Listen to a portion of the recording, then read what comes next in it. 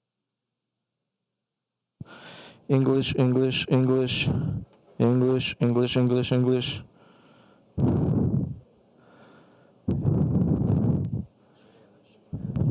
English, English.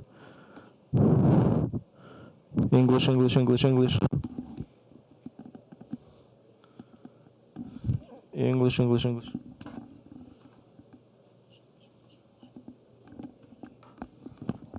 English, English, English, English, English, English.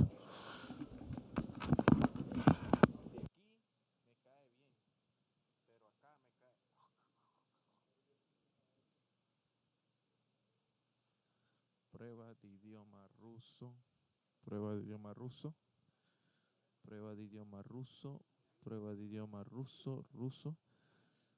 Ruso.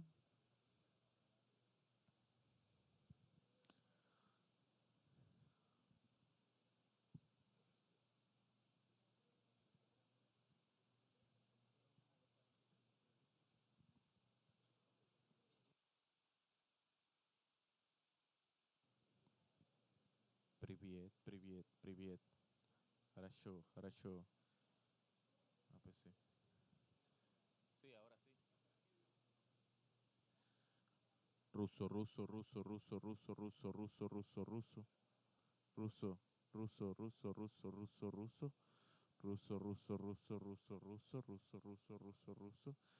Ruso, ruso, ruso, ruso, ruso, ruso, ruso. Ruso, ruso, ruso. Ruso, ruso, ruso. Ruso, ruso, ruso. Ruso, ruso, ruso. Hola, hola. Ruso, ruso, ruso. Ruso, ruso, ruso. Ruso, ruso.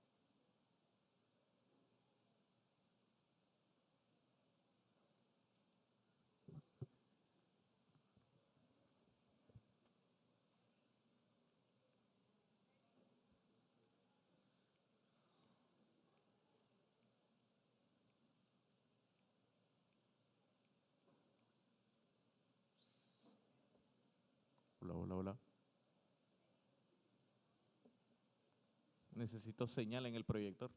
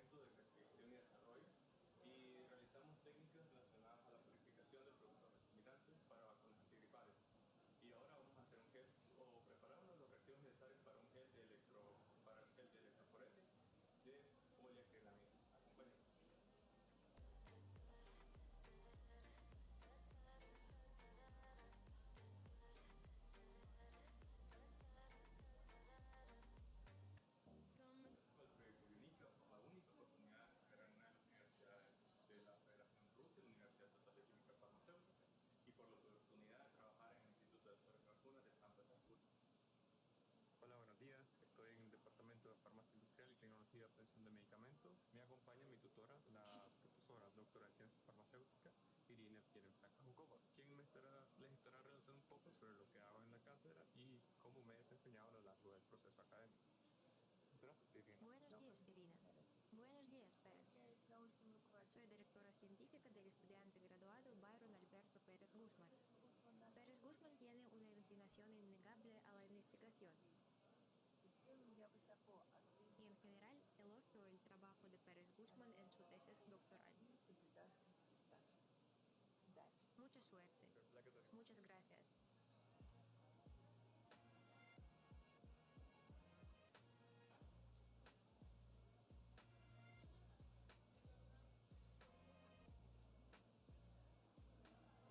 Hola, nosotras somos Lubianca Velázquez y Gabriela Obando, licenciada en Química Farmacéutica, egresadas de la UNAM Managua, Nicaragua.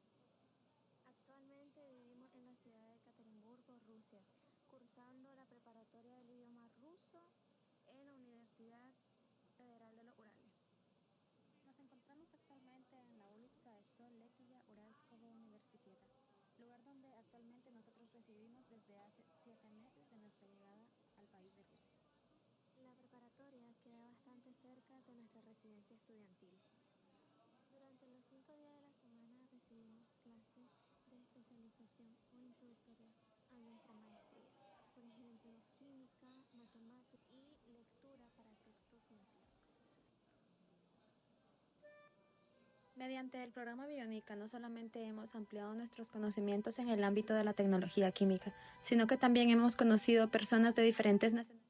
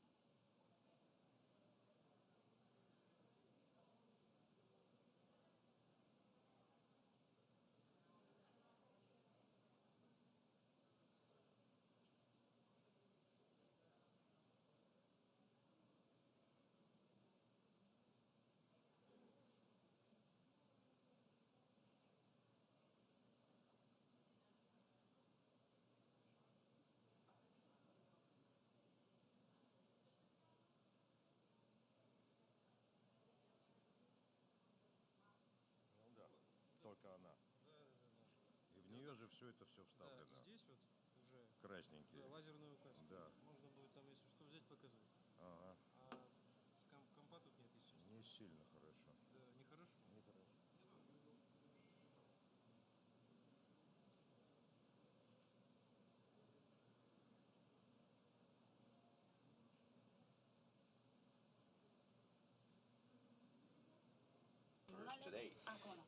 Okay. Aquí muy buenos días. Good morning, Ivan. We are testing the English channel and no. Okay. Y ahora cambiamos al español, ¿verdad? Para que usted entienda lo que yo estoy diciendo, porque al fin y al cabo, si yo estoy aquí hablando ruso, va a ser muy difícil. Podría hablar en chino también, si usted quiere, o alemán o francés, pero me voy a restringir solamente a los idiomas más comunes y corrientes, por lo cual me quedo aquí pues, con nuestro querido Nicañol y también un poco de Spanglish. So since I don't see you waving your arms hysterically in the air or freaking out or passing out or anything like that, I am assuming that you are hearing me well. Si quiere que siga hablando, me hace señas, si no, doy por concluido esta prueba, ya que parece que todo está funcionando más o menos.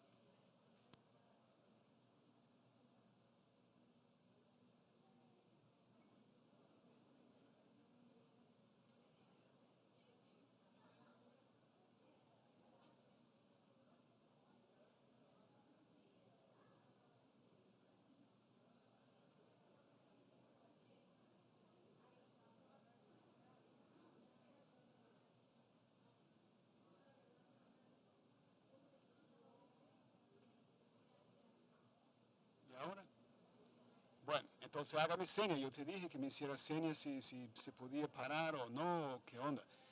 Siga caminando, sí.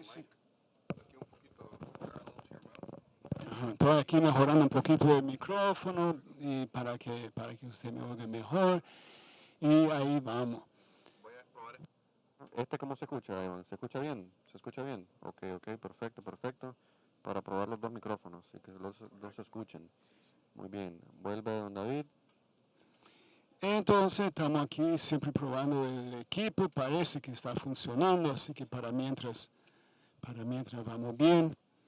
Y ahí usted me avisa cualquier cosa, ¿verdad? Para que sepamos si estamos todavía haciendo la prueba o no, porque hay un montón de gente en medio, así que yo ahorita no te veo.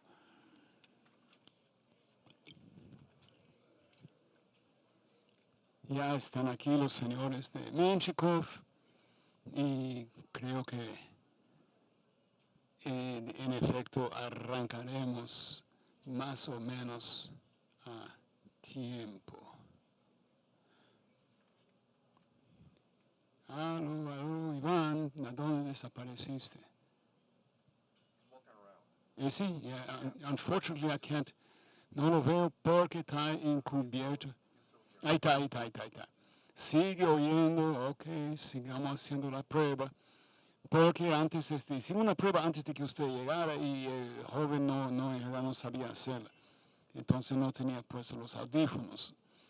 Y ahí no tiene mucho sentido, pero ya veo que usted está ahí viendo si la gente, now he's not listening to me, he's seeing if people can hear. So siempre probando el equipo. Estamos bien, Iván. Ok, vamos a seguir hablando para que usted y cualquier otra persona que quiera probar si va a funcionar el equipo a la hora de llegada, pues pueden hacerlo. Hoy es el día 20 de mayo del año 2025. Son las 8:57 minutos exactamente. Y en teoría vamos a arrancar en unos 3 minutos más, aunque esas cosas siempre se tardan un poquito.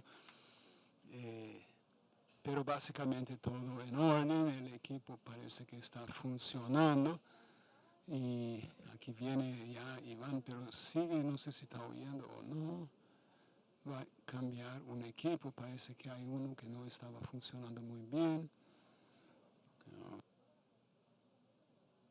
Y aquí.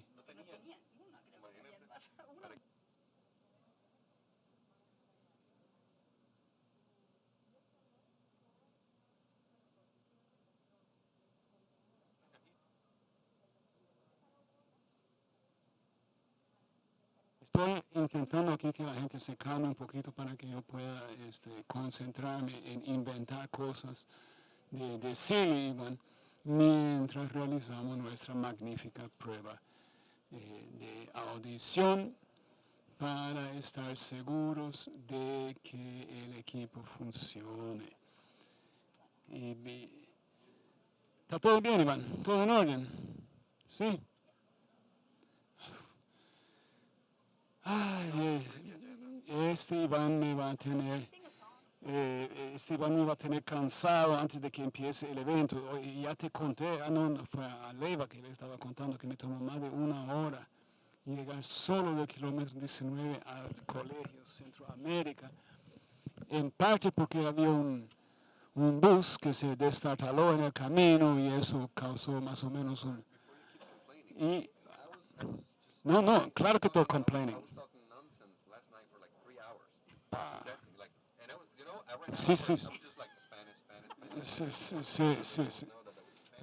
Sí, solo para hacer sonido. Y luego, ahí perdimos 5 minutos. Y luego, ahora sí.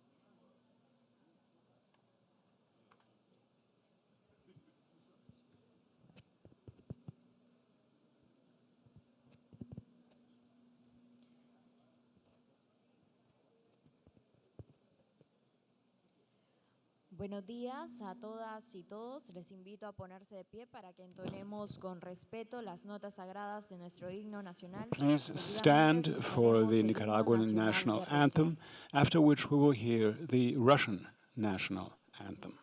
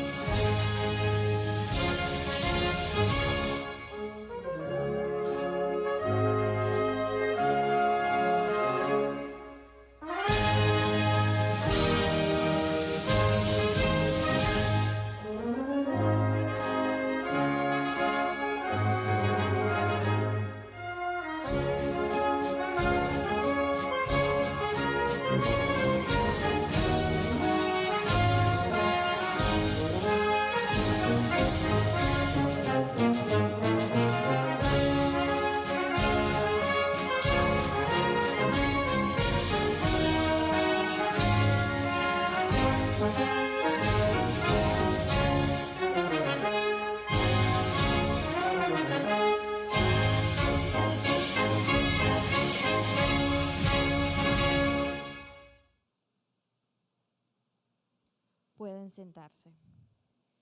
Distinguida concurrencia, les damos Dear la más cordial guests, bienvenida a we este histórico warmly auditorio welcome you Fernando to this Gordillo historical Cervantes auditorium de in la Fernando UNAM Managua, Gordillo Cervantes, donde seremos UNAM Managua, partícipes del aula where we will científica participate en el in a marco del science noveno class in Congreso the Farmaceutico framework Internacional of the Rusia-Nicaragua, con ninth el tema scientific Fortalecimiento de Capacidad event Nacional Biotecnológica, between conectando Menshikov estrategias and y Nicaragua, tecnologías. connecting strategies Saludamos a and las autoridades que strategies. nos honran con su We presencia, greet maestra the Ángela authorities, Munguía Beteta, rectora Ms. de UNAM Ángela Managua. Rosa Munguia Beteta, the president of UNAM Managua.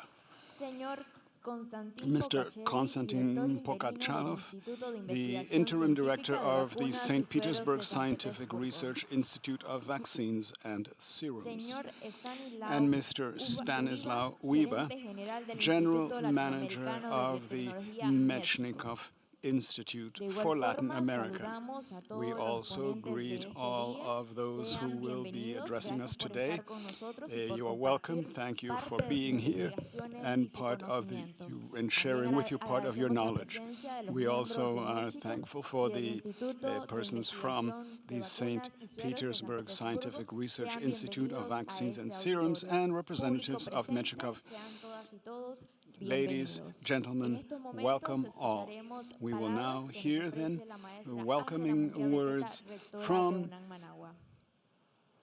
the president of UNAM Managua, Ángela Rosa Munguia.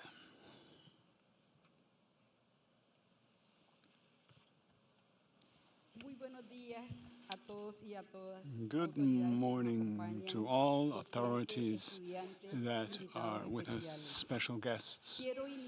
I would like to begin by extend fraternal greetings to Dr. Konstantin Pokacholov, the interim director of the St. Petersburg Institute of Vaccines and Serums, and Stanislav Weber, the general manager of the Petrini Mechnikov Institute in Managua.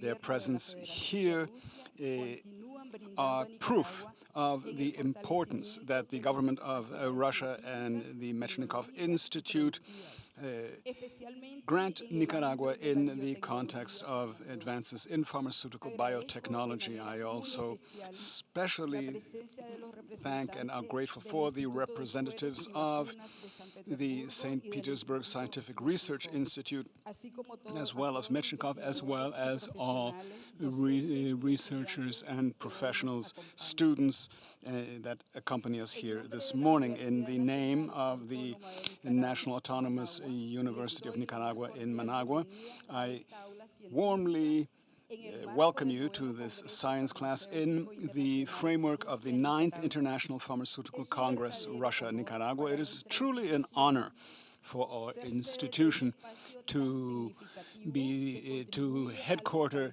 and be the venue for such an important event as regards biotechnology and the creation of a strategic scope in terms of international pharmaceuticals in a world in which dialogue, science, and international cooperation become indispensable.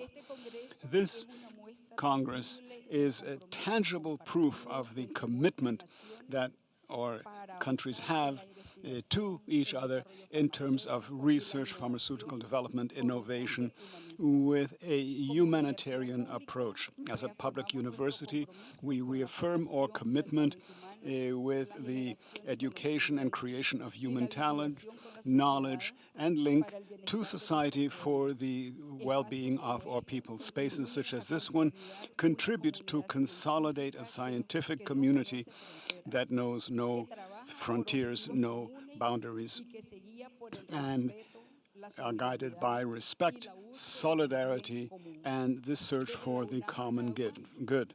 From the UNAM Managua, we reaffirm our willingness to continue working on strategies that promote research, practice, knowledge, the education of highly qualified professionals, and the implementation of technology that improves the lives of all Nicaraguans. May this event be a fertile soil for the exchange of knowledge, the growth of new ideas, and may they generate a positive impact in both our countries. Thank you very much, and once again, welcome all.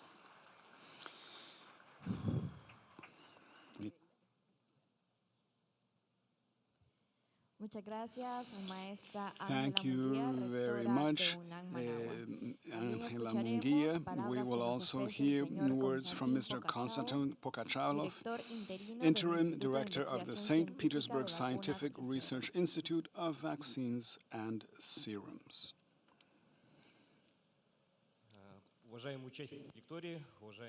Dear participants and esteemed rector of the university, I'm glad to welcome you here. Thank you for the warm hospitality here at the Nicaraguan land. And it is a good tradition to have a scientific lectorium where we make conclusions about our joint work. And of course, we have fruitful results that we can be proud of. And our project, Bionica project, can be considered an international project, an innovative school. And Bionica is not just a project about a profession in biotechnologies. It is like a career jump because it gives an opportunity for the employees of an international company to get new knowledge and new expertise and very good education. And I'd like to use this opportunity to be here today to extend my gratitude to each of you for giving this knowledge. I'd like to thank the management, the executive management of the university for organizing this lectorium. Thank you very much again.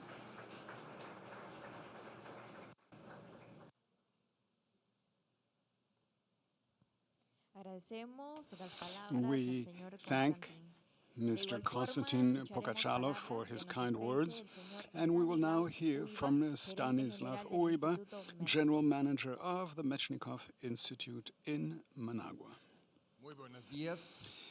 Good morning.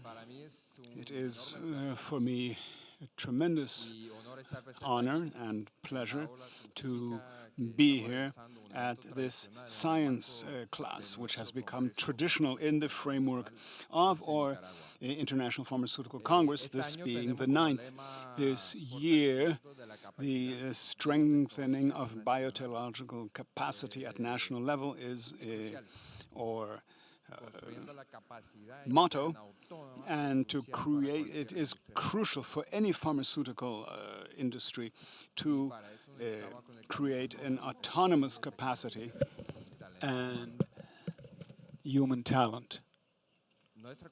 Our cooperation with UNAN Managua and the entire academic community, but first of all the UNAN, but all of the Nicaraguan academic community, is of crucial importance. Starting in the year 2016, when we began to engage the first group with a basic and very simple idea at the time. No, the idea is that human talent is essential in any economic activity, but in our case, maybe even more so, because we're dealing with health. And our cooperation with UNAN, there's several things, but two is the Bionica project, which is geared toward professionals. And there's several students. We have 21 active workers at Mechnikov from Bionica.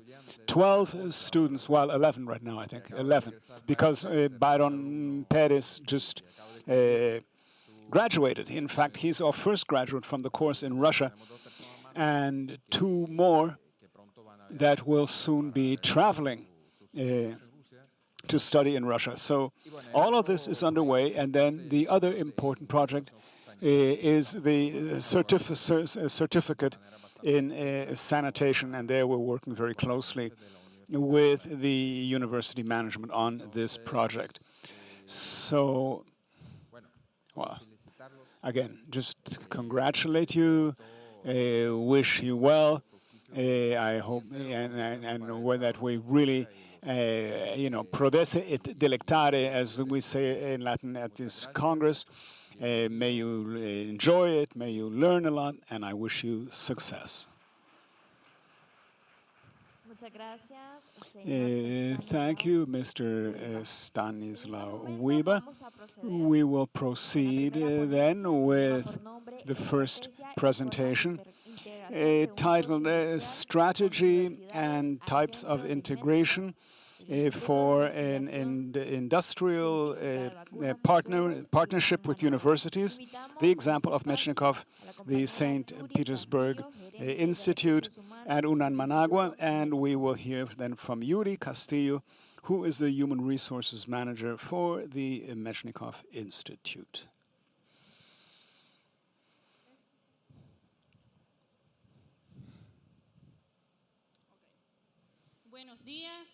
Good morning, dear friends and colleagues. Welcome to the UNAN, or alma mater. I have a very interesting topic for you, and nothing can be more important than talk about yourselves. Namely, as Stanislaw was just mentioning, human talent.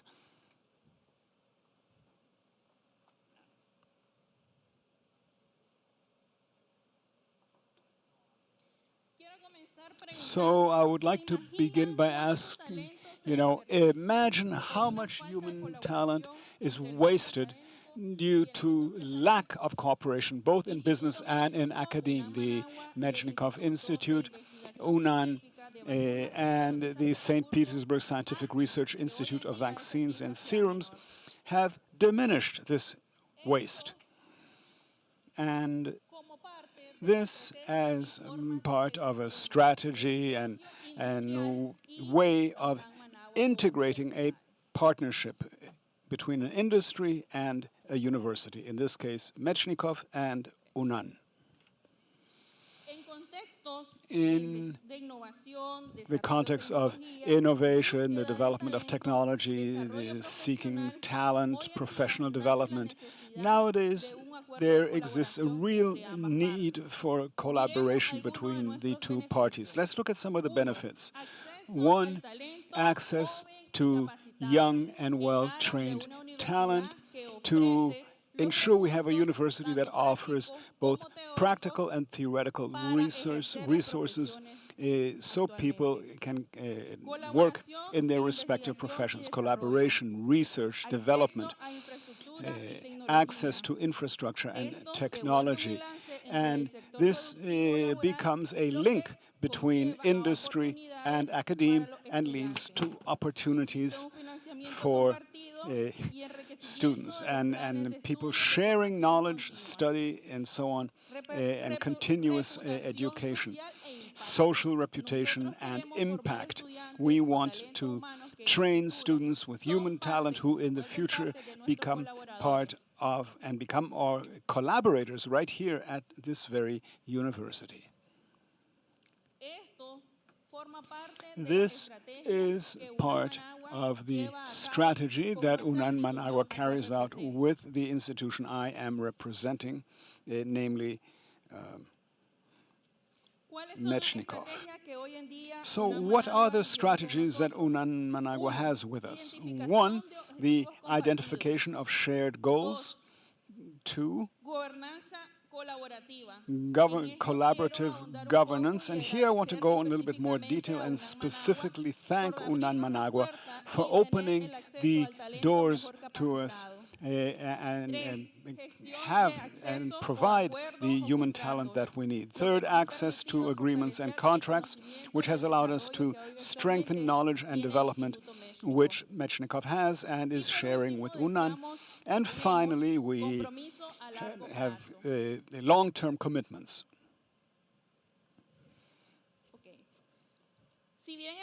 While it is true that strategies are just written down on paper, are meaningless unless there's some action behind them, I will now explain to you a little bit what Mechnikov and UNAN have been doing together. One, we have the participation of the Bionica project. It is basically our flagship project. And I would ask those who are in Bionica, please stand up. All of those, you guys in the back, come on, don't be shy, don't be shy. Please, an applause for all our Bionica participating students. Yeah, they're a little bit shy, but we got them to stand up. So this program really inspires young people to study. It began as an inspiration for young people to study scientific majors. And now it has become a talent education and scientific development program. The Bionica project is a collaboration between UNAN Managua, Mechnikov, and the St. Petersburg Scientific Research Institute. This then is a flagship project, and it has had a number of results. Here, for example, under opportunities, the opportunity to study in Russia. Currently, we have 12 young men and women who are UNAN graduates who are studying in Russia. And this year, 2025, and it's been a while now, for the first time somebody is coming back as a graduate, namely Byron, who is here with us. Please raise your hand, Byron, and an applause for old Byron, first graduate. He went to Russia to study in 2022 and is now visiting us here at the Congress, and we wish him luck. In September, he will be defending his doctoral thesis. We hope he will do well. We're sure he will. And we also, last year, 7 additional students went to study their majors in Russia, and we hope all this continues, that they're able to finish. We think they will. It's tough. It's tough. New culture, new language. It's a real challenge, and also an intellectual challenge. And you know, not everybody can do it. But we are confident in the 7 students that we sent to St. Petersburg. The next point is then access to internships.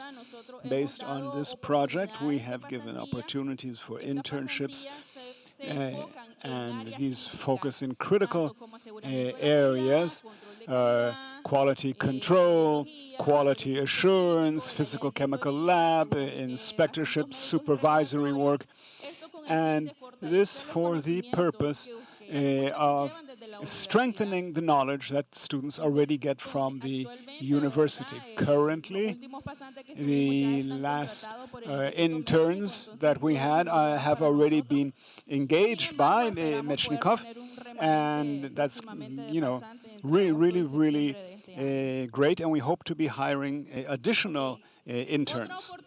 Another opportunity in terms of what Mechnikov is doing as part of his strategy is the actual hiring on of work. Currently, we have 16 workers, scientists who are working for us. Some are young men and women who began as interns and now have positions of responsibility. Of course, all positions have responsibility, but I'm talking about that they are in charge of people. For example, Mario Cajina, he is in charge of managing the research laboratory at Menshnikov. Someone else is Elida. Elida is the coordinator of inspectors. So, you know, and she has to oversee the quality chain, all the way from the materials coming in all the way to the finished product. That is, I think, one of our star workers, and we're very proud to have her with her, and she is the kind of star student that we are looking for.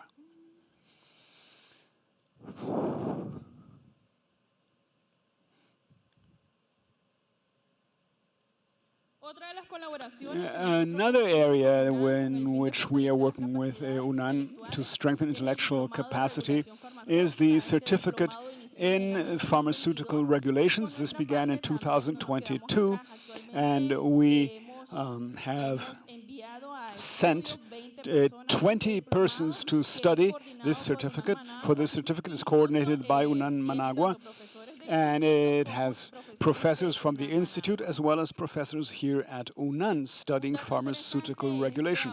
It's interesting to note, if I'm not mistaken, they finished just this past Saturday, and the next certificate, a round of certificates will be opened, the next course leading to a certificate, and anybody interested in this is welcome to apply.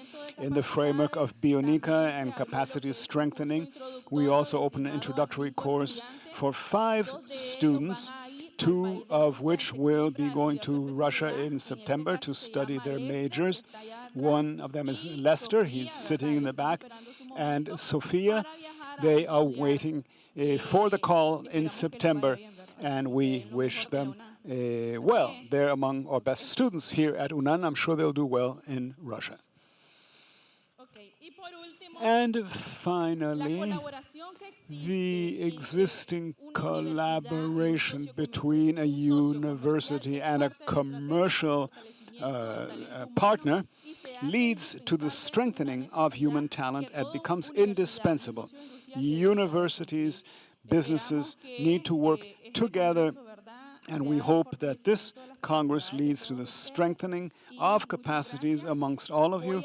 I thank you kindly for giving me this time, and I would like to let Byron come to the fore and tell you a little bit about his experience studying in Russia.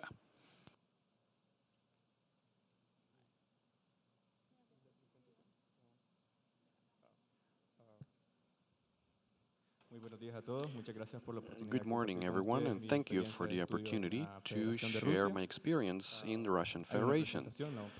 I have a presentation, and it will be displayed shortly.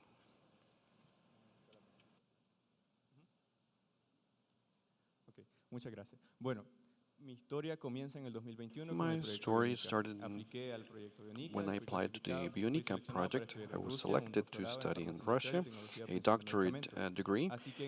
In November, I left for Russia, in November of that year. It all started with Russian. I had to learn the language before even starting. I had to study at Rostov-Del-Don, and here I started engaging with the Russian culture, and it was a unique experience. After completing my Russian language course, I transferred to St. Petersburg to start studies. This was in July 2021. I started to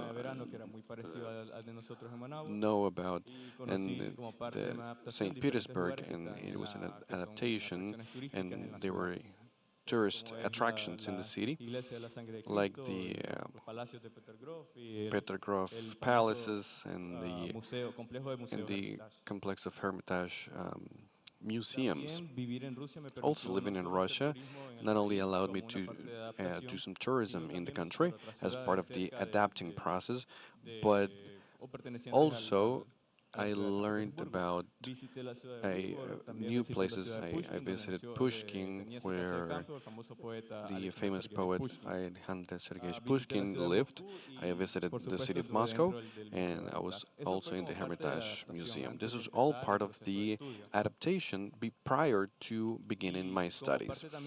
As part of the adaptation process, I also engaged in different internships in the St. Petersburg Institute of Research and Vaccines, where I was assigned internships, and I even made presentations and defended some topics along with other Russian colleagues.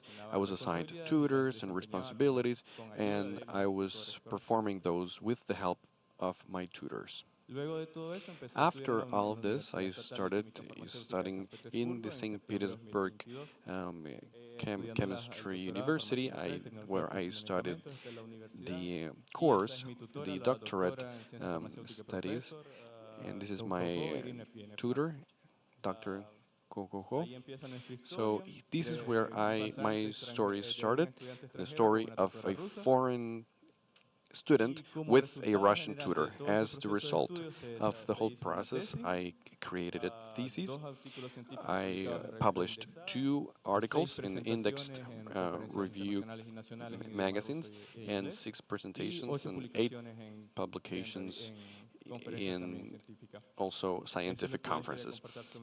This is part of what I wanted to share with you of my experience of living and studying in the Russian Federation. Thank you for your attention.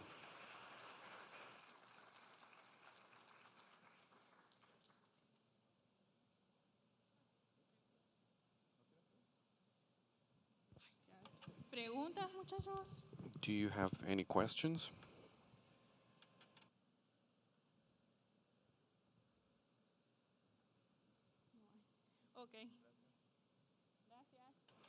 Thank you. Muchas gracias a ustedes, compañera Yuri Thank you very much, Yuri Castillo, Castillo, and our friend who just shared his experience. Thank you for sharing this with each and every one of us, and also sharing it with all the people from UNAM Managua. Now, we will hear the next presentation, which is the results of the certificate course on sanitary regulation and steps and next steps. This will be presented by Justice Diaz, who is the chief of the chemistry department of UNAM Managua.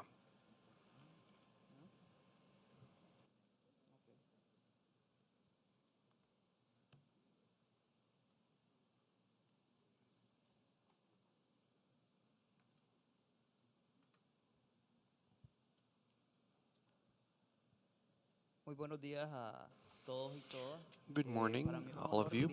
It is for me a great pleasure to address you at this very important meeting. This science class that was developed within the framework of the International Pharmaceutical Congress, Russia-Nicaragua, is a space for exchange, for academic cooperation and scientific cooperation in our country. It comes to strengthen collective capacities to make progress in the health area nationally. First, I would like to salute Konstantin Pokashalov, who is the interim director of the St. Petersburg Institute of Research and Vaccine. Also, Stanislav Uiba, who is the general manager of Meshnikov. Their presence here also strengthens and reinforces the work that the Meshnikov team has been doing. I would like to also salute Angela Munguia Beteta, who is the president of UNAM Managua, also teachers, professors who are present here, special guests, our students who are present here. They are the soul of our institution, and I want to thank them for being here with us. I would like to also congratulate all students who took part of this group in this certificate course of sanitary regulation. We know that they were committed to the work that we were doing in the certificate course, and it was instrumental to strengthen the knowledge in terms of sanitary regulation, and this is very important. I would like to also thank the teachers, the professors who were also part of this certificate course.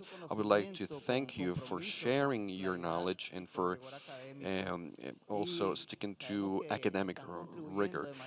We know that their contribution is significant to develop and build well-trained staff in Nicaragua. With my presentation, I would like to also share the outcomes achieved through the certificate course on sanitary regulation, as well as some ideas that we have thought of as the chemistry department and as the university. Sanitary regulation and pharmaceutical regulation is essential in order to ensure that medication, any medication that enters our country and reaches our community, meets adequate sanitary standards and that they are distributed ethically and safely. The idea of this certificate course is to train professionals who are capable of interpreting and applying public health regulations of our country in order to protect our Nicaraguan population. This certificate course was developed over the course of 10 months. We started in August 2024 and we closed it last Saturday, actually. And we had the defense of the final papers, and the closing event for the certificate course will be held next Saturday, where the participants will receive their certificates, because it's quite an achievement. We were able to build capacities among the students when it comes to evaluation, surveillance, and the control of biological products, and they managed to own the principles of pharmaceutical regulations throughout the life cycle of the medications. In this diploma certificate course, we had goals set out, and as we developed the content and the curriculum that makes up the work, students were able to address topics related to regulations, lab testings. They also worked on registrations, authorizations, trade, among others.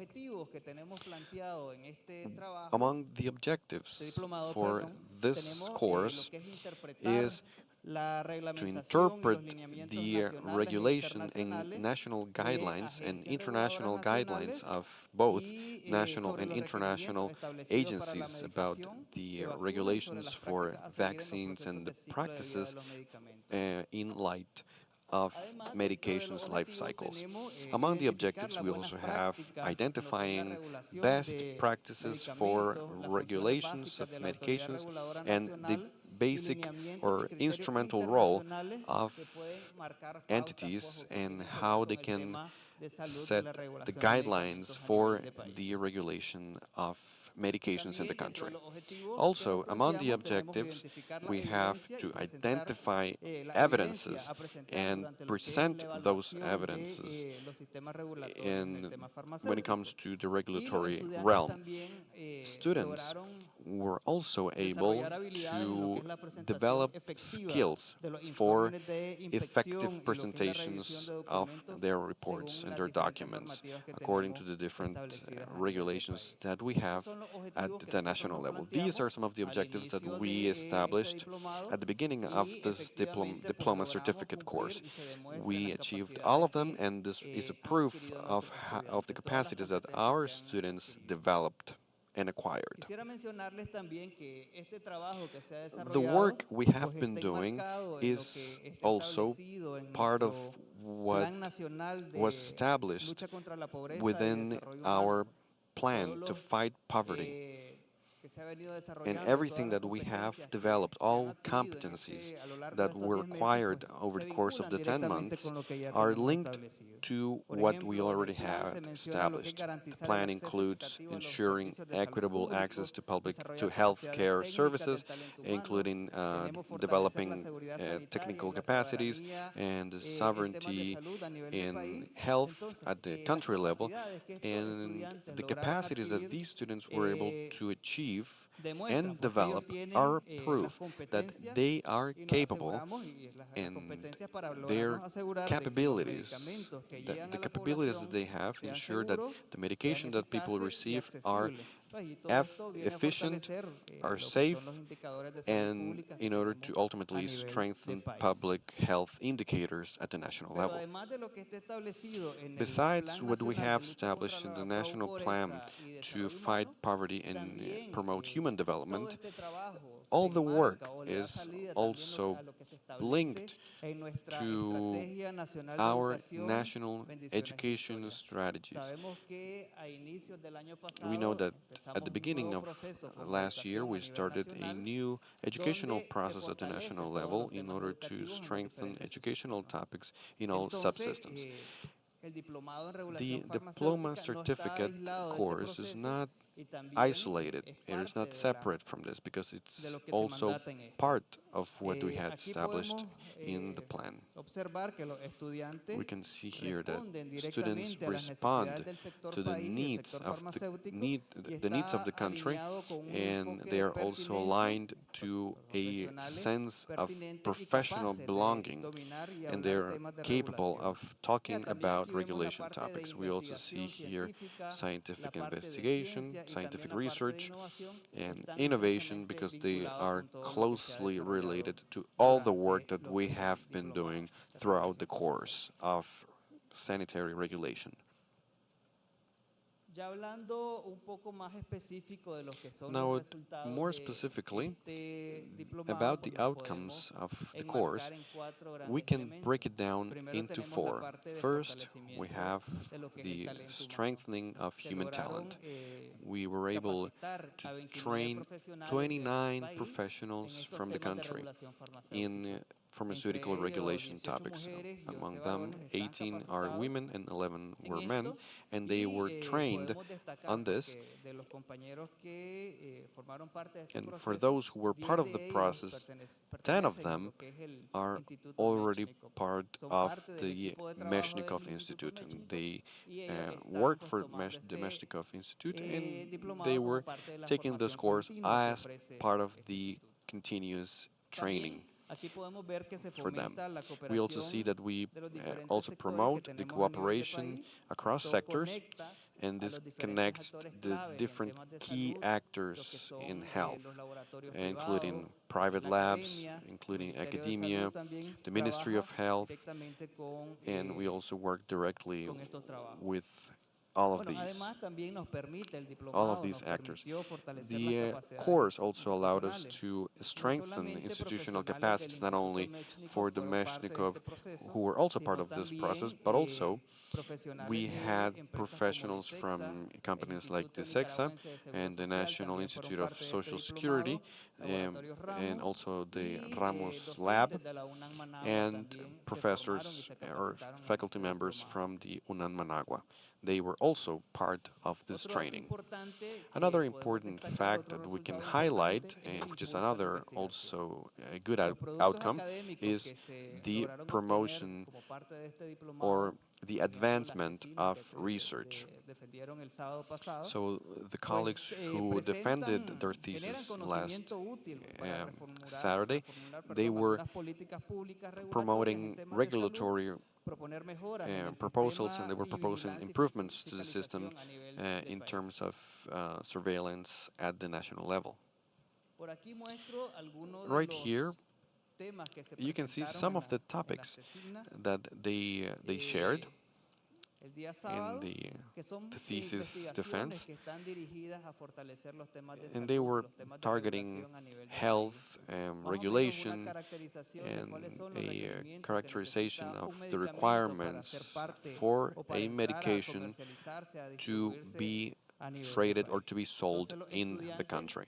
So students were working in teams on different topics that were related to regulation.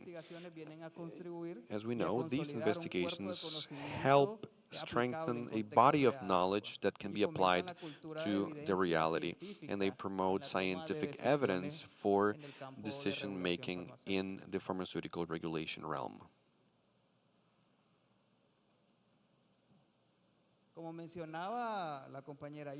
As Yuri mentioned, the diploma course or the certificate course is part of the continuous training catalog of UNAM Managua. And this is also something that we think it's important and we need to highlight. The certificate course is part of the continuous training catalog of UNAM Managua. We made this proposal last year, and we now have a lot of interested people that have reached out to the chemistry department to ask for more information about this course, to ask when does it start, because they want to be part of this process that is a very important one. The population of our country is interested in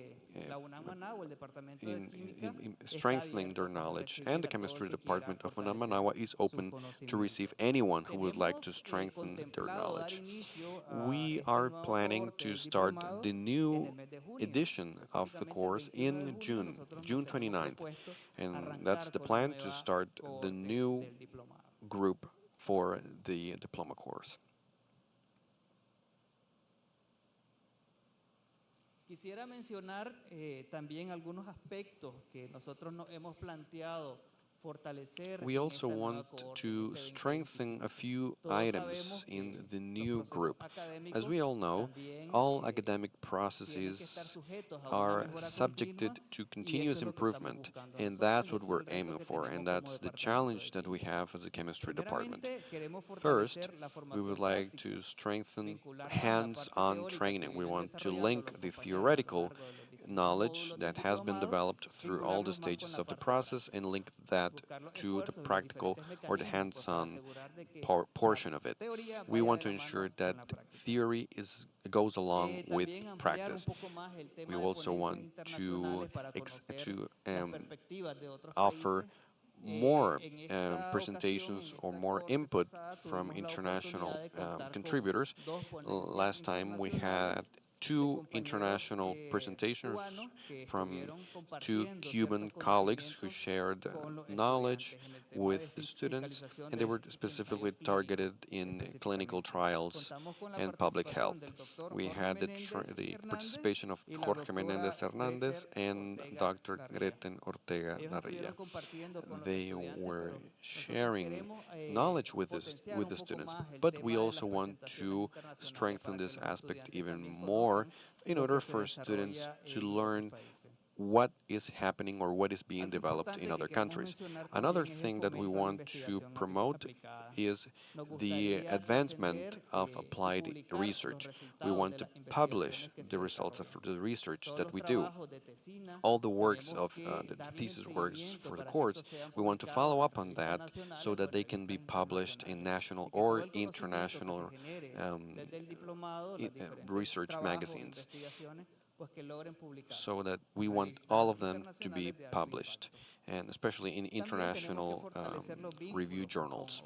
We also want to work with other national institutions to improve the design of our curriculums and also the evaluation of the program, because we know that from UNAM Managua, we are always open to engage with other institutions, to collaborate with other institutions, and learn more about practical experiences from the different spaces in order to strengthen our careers, our diploma course as a chemistry department. Also, we have different perspectives for the future. We know that the training course will have 3 editions. We just finished the second one, and we will open a third one, and we want to see what are the next steps, because we need to evolve. We need to strengthen our own processes every day. So within the perspectives for the future, this is basically what we are in the process of accomplishing. We want to institutionalize the diploma course as part of the continuous training. We know that it's already part of our offer, but the challenge or the idea is to maintain it in order for our population to get trained in pharmaceutical regulation topics. We also want to go beyond. Right now, the diploma course or the certificate course of regulation can become a master's program.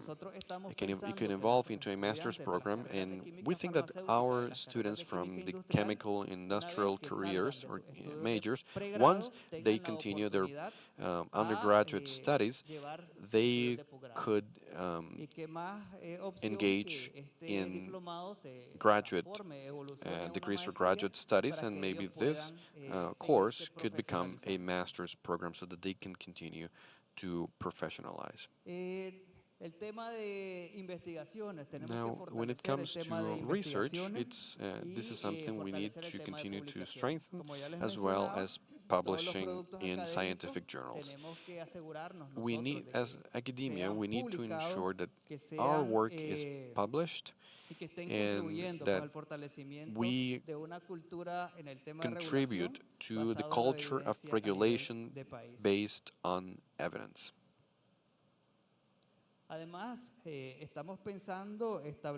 We also want to establish a national network of pharmaceutical regulators. We need to follow up on our students after they graduate from the academic programs. Among the undergraduate programs for Managua, UNAM provides follow-up for their graduates. So this is something that we also need to apply it for the graduate programs. We want to promote a network of alumni to ensure or to promote exchange of knowledge in terms of regulation or pharmaceutical regulation more specifically, because we need to evolve, we need to be updated. So any follow-up that we give to to them, and also the creation of this network of alumni will allow professionals to always be updated in the pharmaceutical industry. We also need to work on indicators in order to measure the impact of this certificate course. We will implement a follow-up, a graduate follow-up program, and the impact of the program. We need to prepare strategies, instruments, in order for us to do a proper follow-up and to gauge the impact of the course on them. In the program, we have trained professionals, we have people who have been trained, and at the national level, now we have 60 specialists in pharmaceutical regulations because they graduated from this program. And we hope that to get 30 more participants for the next course, and again, our doors are open to receive anyone who's interested in. As from the chemistry department in UNAM Managua, we are willing to support them, to provide the right supports to build capacities in these topics that are very important for the country. Our commitment as an institution, as a university, is to train professionals, well-trained professionals, talented professionals in all the areas of science and health. So the certificate course in pharmaceutical regulation is part of it. I want to thank all participants in this event for listening to my presentation about the results of our certificate course. There are many things that we can present. There were more things that I could have presented, but I wanted to focus on the most significant aspects of our certificate course. Thank you very much.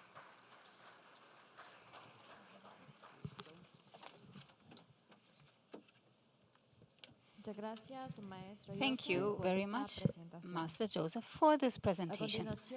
Now we will listen to the topic synergy between regulatory authorities and manufacturers of biological products, and we will invite Mrs. Carmen Acosta Vaz, Chief of the Department of Medical and Regulatory Issues of the Mechnikov Institute, to come to the podium.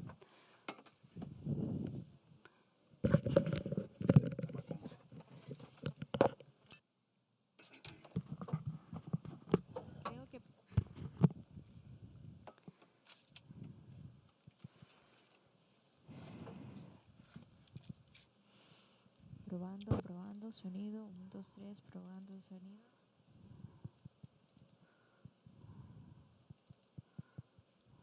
Probando, 1, 2, 3, probando.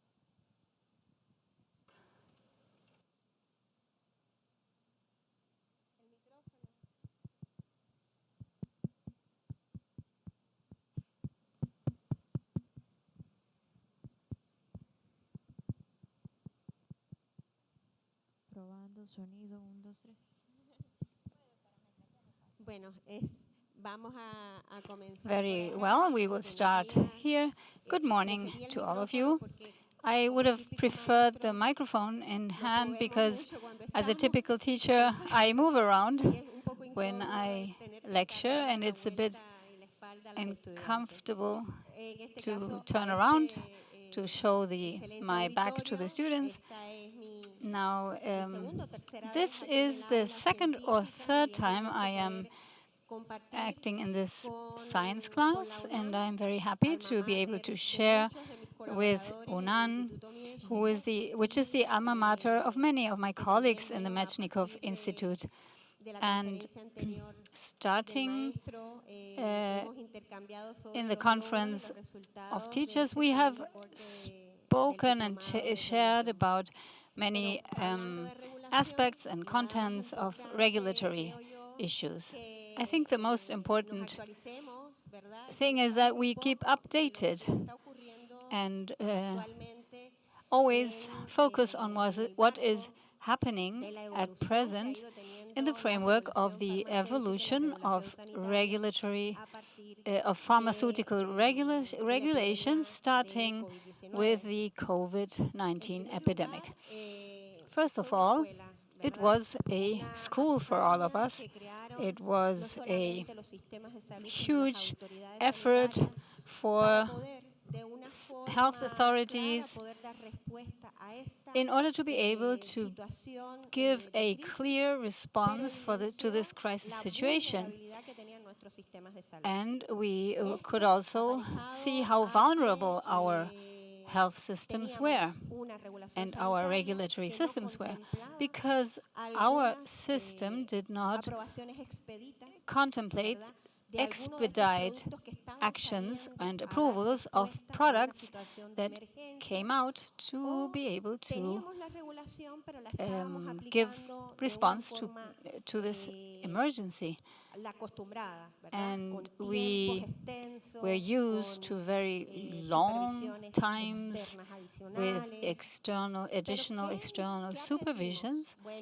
And what was it that we learned here? Can you hear me better now? Fine. Now, what did we learn? We learned that national initiatives were developed, and we learned that the local capacities were strengthened to be able to respond to emergencies. And projects in the regions were developed. Some were sponsored and supervised by the World Health Organization and the Pan American Health Organization.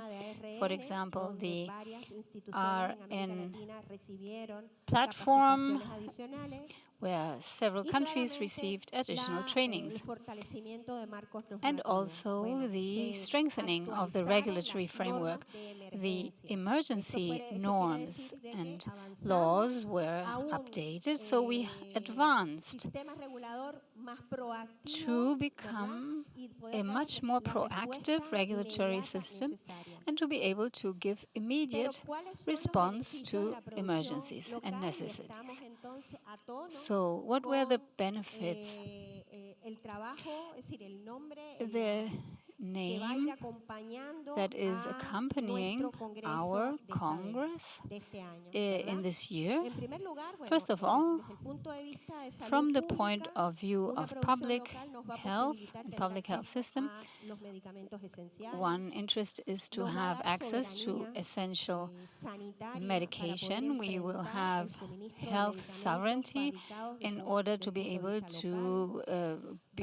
to deliver on a local scale the necessary medication, and also the economic development through new initiatives and new workplaces for the staff that is being educated in our universities.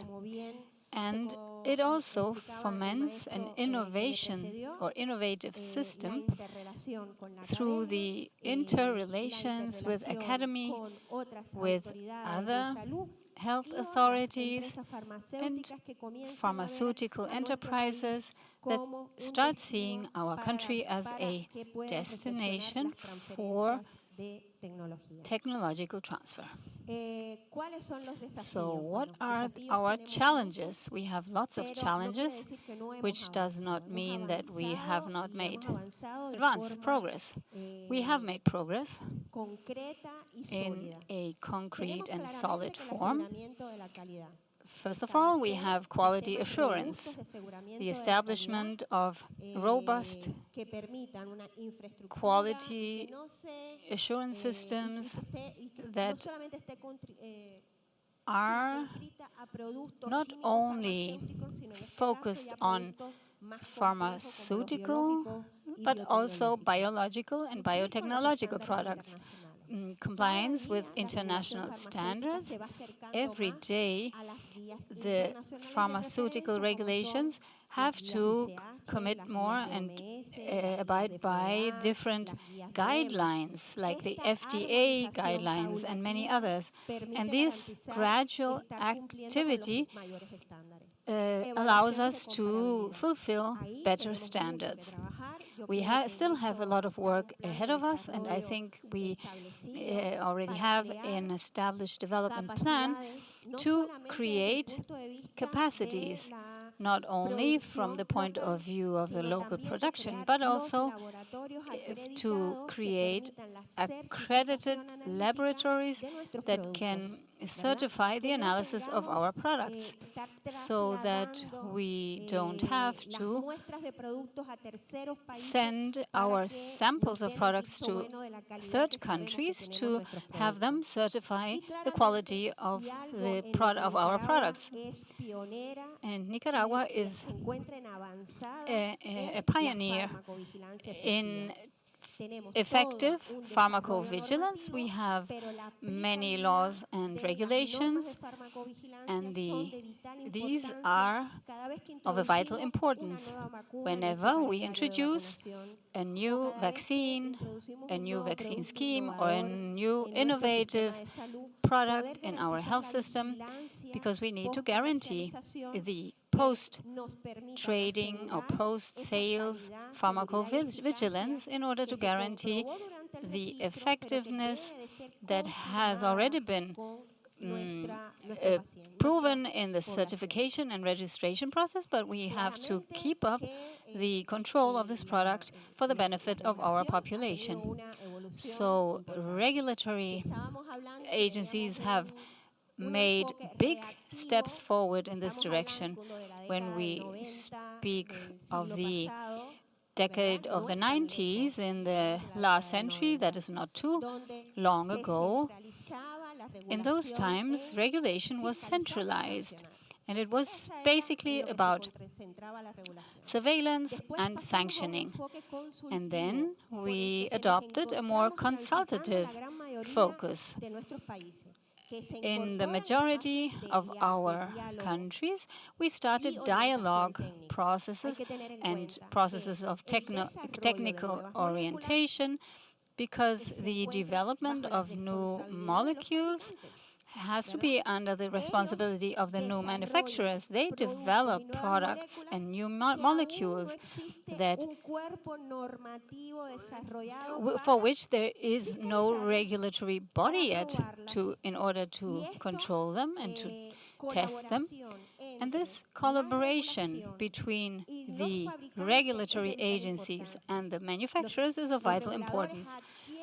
The regulatory authorities acquire important technical information about these manufacturing processes, and they learn about the specific elements and aspects of these new products.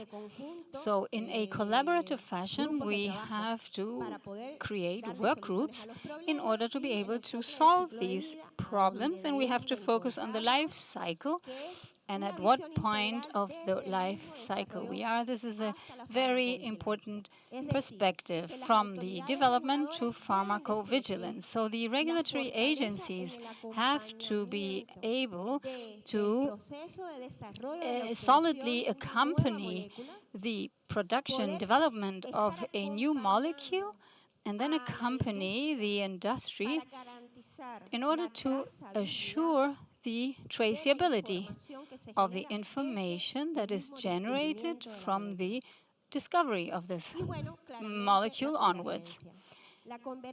The convergence and the trust, confidence created between the authorities and the assimilation of the different legal standards, international standards, such as of the WHO, ICH, and the FDA, the EMA, and European agencies. All these standards have to be integrated into the regulatory bodies at the national level in order to foment a more competitive industry, because whenever we commit to higher standards, then we guarantee competitiveness. The regulatory knowledge is transversal. It starts from the development of the product, where we include new requirements The pilot batches in the past could have been produced in plants that were not abiding by good practices and manufacturing processes. However, nowadays in Europe, pilot plants in Europe for batches for clinical trials have to be certified as well.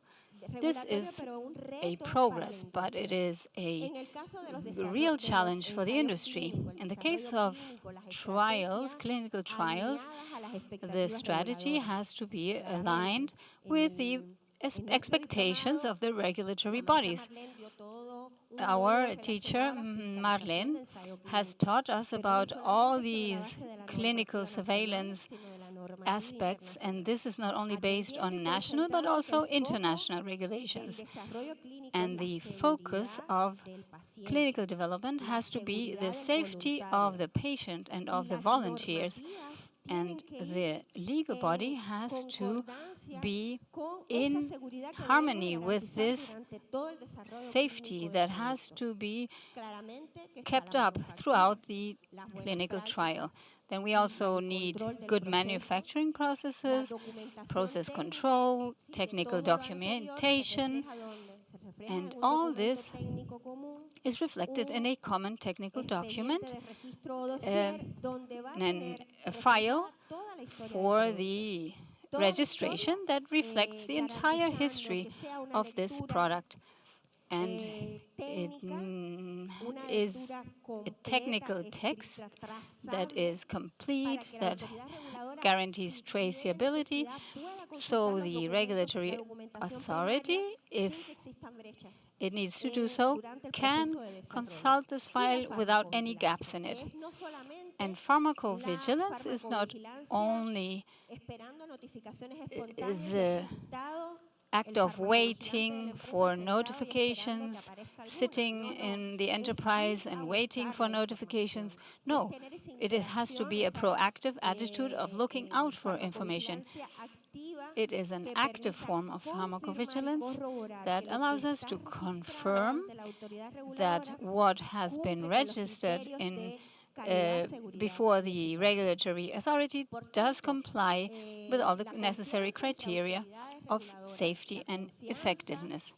Now, the trust between regulatory authorities is a strategic asset that countries and their authorities need, because it allows the optimization, doubtlessly, of the resources themselves. And if Central American countries have already made strides in this direction by developing joint evaluations of a product, which allows the optimization of time and reduces expenses throughout this process, without attacking the independence of all countries to be able to decide independently whether or not to approve a product. So in the case of complex products where the expertise of some authorities might be lower than of others, it is important to be able to consult among each other and base our decisions on analysis and studies made by other authorities that have been able to make it in a more solid form. This allows us to save time and makes it possible for us to offer this medication in a much more expedited fashion to our population. Between several regulatory authorities, we already have this confidence and trust on a mutual basis. For example, with El Salvador, they accept evaluations of SECMED in Cuba, and they have an expedited process for the registration in the health authorities to receive this registration much faster on the basis of this file and based on the information shared between one authority of a country and the authority of another country. This is important to be sure that these products that are being approved are really quality products. we also optimize time, which is very important. Some authorities give registrations in 6 months, others in 12 months, some others in 18 months. And if we are able to make a common process and have different authorities represented throughout this process, then the approval of the registration can be implemented in all countries at the same time, where the product is going to be sold or registered. From their basis, intents have been made. None of them, as I believe, have failed so far, but not all of them have been assimilated by the authorities, because RedPass has a group, RedParf has it's a network that gives us the chance and possibility to network between different authorities together with manufacturers. Now I have to prepare a file for a specific country which has certain requirements, and then the other country has maybe different requirements. Some are the same, some are not. And then I want to go to a third country, and again there are changes.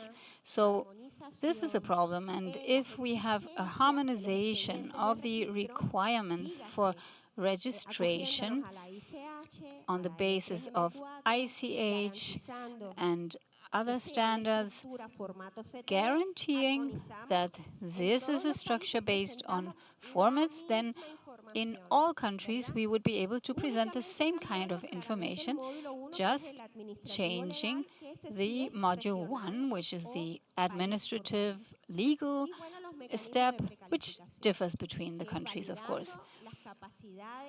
And then we would be able to validate the capacities of the agencies.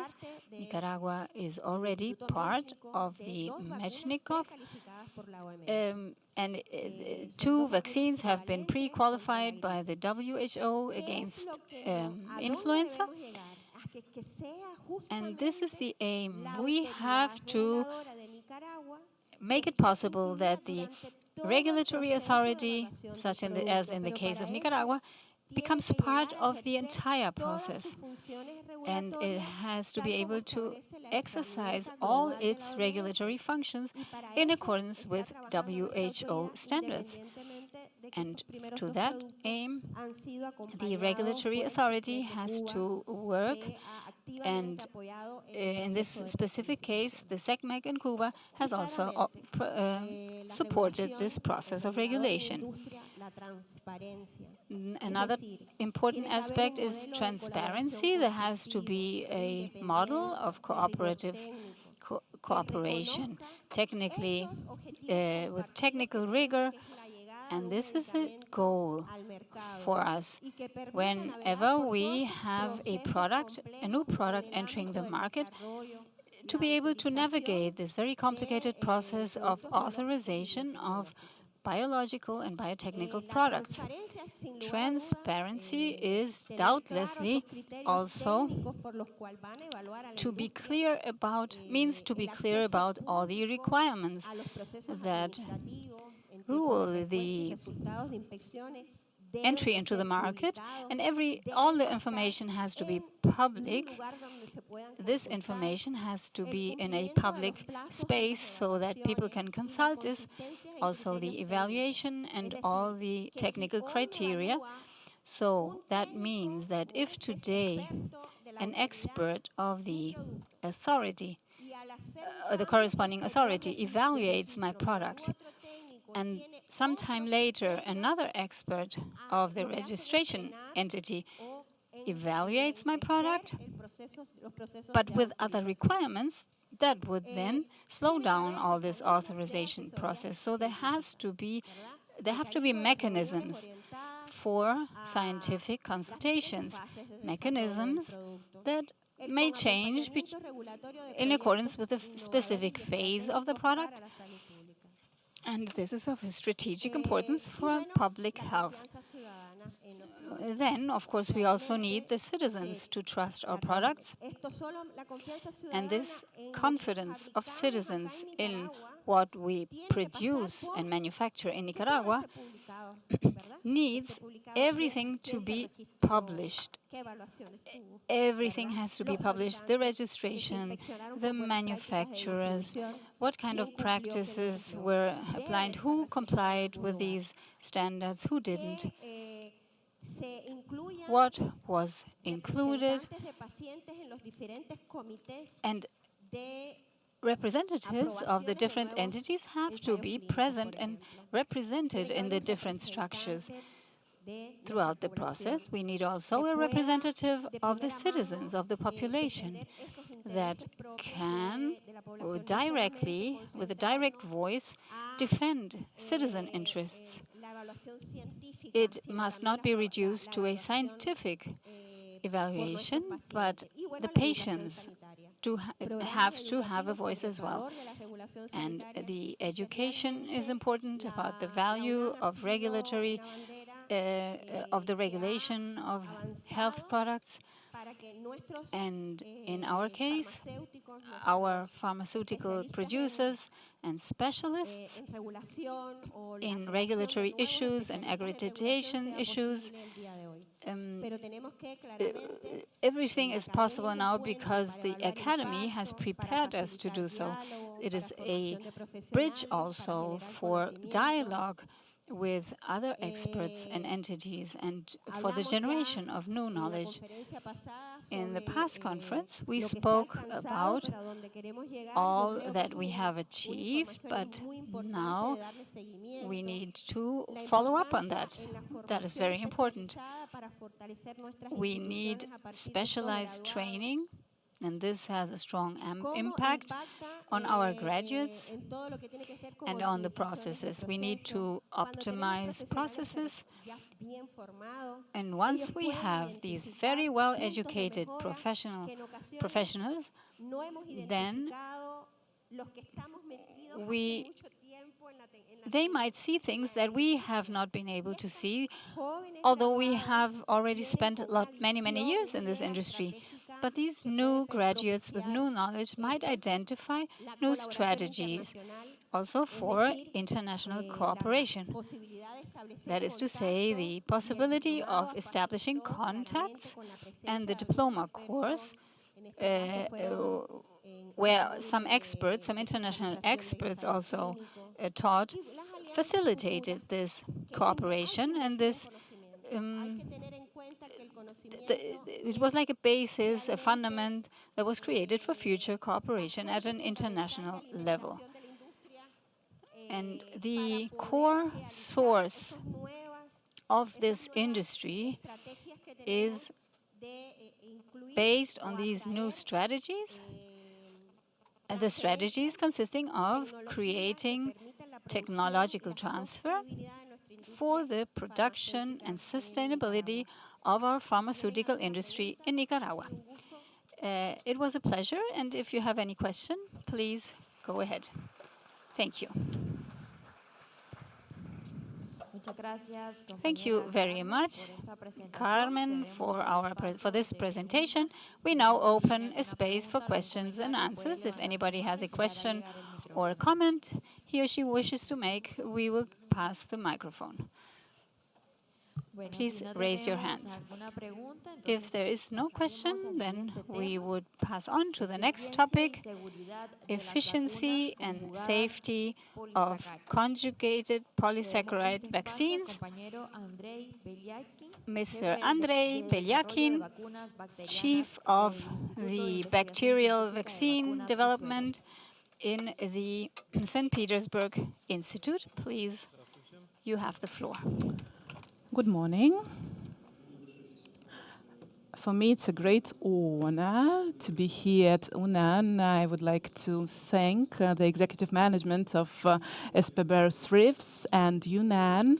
And I'd like to continue with the topic of the security and efficiency of the polysaccharide vaccine. And I started last year with telling you in general how we started resolving these issues and problems that we are facing in pharmaceutical development. And I think you know that Haemophilus and pneumococcal and meningococcal infections, and there are some similarities with the infectious agents being the same, the bacterial carriers of the capsula, and we were seeking for the solution. And we've produced 3 vaccines. The first one, baby Heb, and this is for the prevention of the Haemophilus influenza infections. The other one, pneumococcal of the 16-valent, and also the vaccine for meningococcal infection.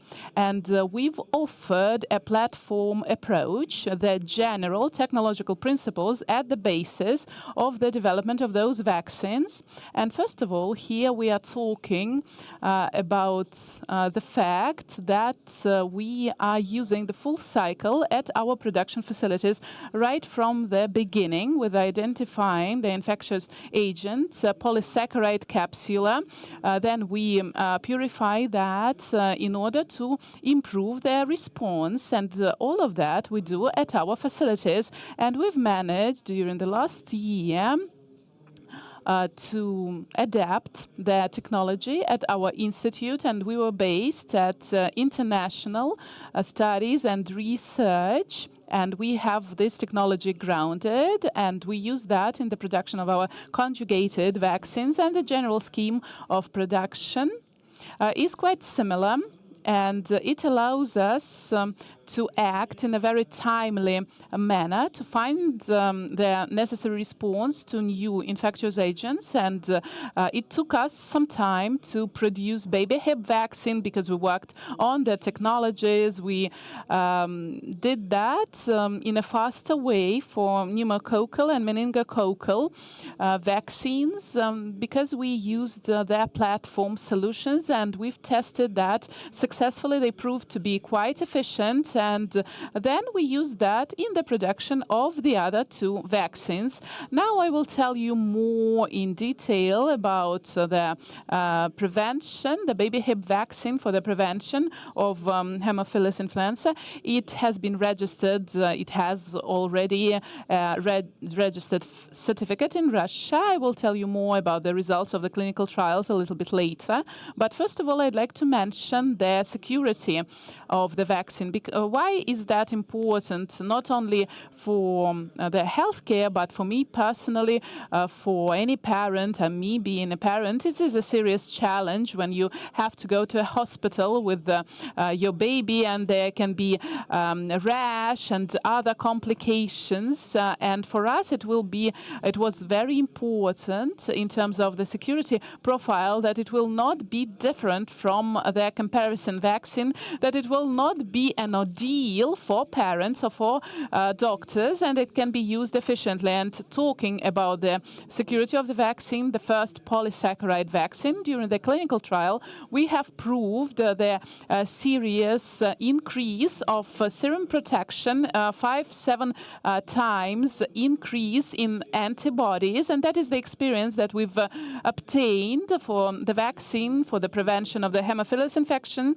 And we successfully adapted that for pneumococcal infection, and it is seriously different in terms of its scale. Pneumococcal infection is caused only by one serotype or one serogroup, and that is B group. And for pneumococcal infection, we have a lot of different serotypes, and in order to identify the right composition, we used multi-factor approach. We studied the invasiveness, the possibility of infectious agents to cause a disease, and that is how we found an efficient composition of 16 valents that covers almost all infectious agents that can be found on the territory of the Russian Federation and our neighboring states as well. And clinical trials are underway. The phase of security is already over. Marat will be also talking about that, about the security profile. It is not different from the comparison vaccine. Talking about the efficiency, we introduced new serogroups, and we had to prove the efficiency of this vaccine in terms of these serogroups. And now we are conducting the research of the activities in the framework of the clinical trials, but we can say immunogenesis results, and they can show and demonstrate to us the clinical activity of these antibodies, and these preclinical results of homogeneous can be considered quite optimistic in terms of the future of this infection, of this vaccine for all the 16 serotypes it will be used for. And after we tested our technological solutions at pneumococcal vaccines, we started with the brand new vaccine, a polysaccharide conjugated meningococcal vaccine, and it is also a recombinant component, and it protects from XW, and it protects us from serogroup B, and that is how it will be the first multivalent vaccine against meningococcal infections. And there we used new carriers proteins, and we use that as an independent antigen. And for this vaccine, we also used the multi-factor approach in estimating its efficiency, and we evaluated the serum, the opportunity to produce the necessary immunity that will kill the infectious agents and immunogenicity. And we consider the results quite optimistic as well. These results demonstrate that the current titer, the protection titer, is quite increased. WHO recommends more than 1.8, and our results are even much higher. And it also shows us quite promising perspectives for this vaccine. Thus, on the basis of our institute in a very short timeline, thanks to these platform solutions, thanks to creating this type of platform, we found responses to 3 serious problems in Russian healthcare. And I think that this approach has very good prospects in other countries as well. And we will have to export, it will be necessary to export these vaccines, and it will happen definitely. That is all I wanted to say. I'd like to extend my gratitude for your attention, and I hope that you liked my report, and maybe there will be some questions. Thanks a lot.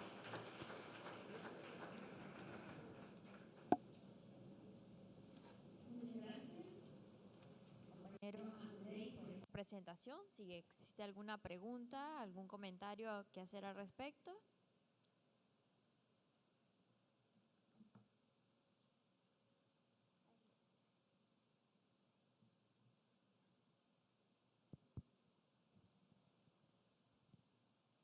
Buenos días, ¿verdad? Mario Cajina. Tengo una consulta, no sé si podrían poner la presentación, creo que fue la tercera o la cuarta, donde sale los resultados de serotipificación. Si pueden poner la lámina. If you could please put up the slide.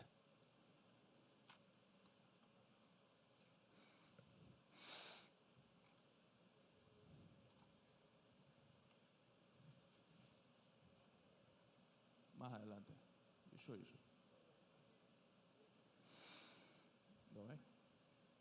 Следующий, пожалуйста. Это где находится... Where we see the results that you've shown to us. Well, I can actually continue.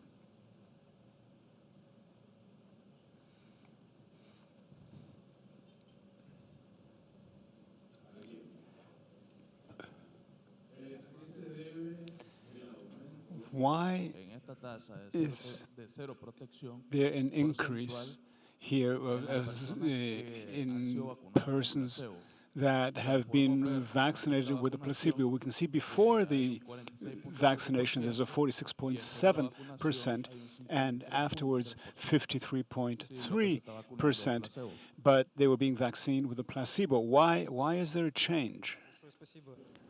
Thank you very much for this question. Well, I think it is due to the following facts. Haemophilus influenza is quite widespread in children, and in voluntaries that participated in that research, they had contact with this infectious agent, and they already had antibodies before being vaccinated. And that is how these contact with infectious agent does not lead to the serious increase in seroprotection. That is what we see in the voluntaries that participated in the research. And it is due to the natural circulation of infectious agents, and they probably had this contact during the research. Maybe they have already had a mild form of the disease and infection. Okay, thank you very much. That is clear.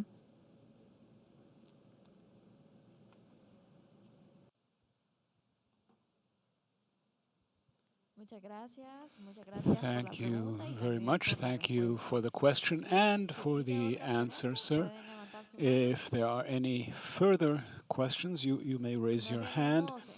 If not, we would advance and listen here to Mr.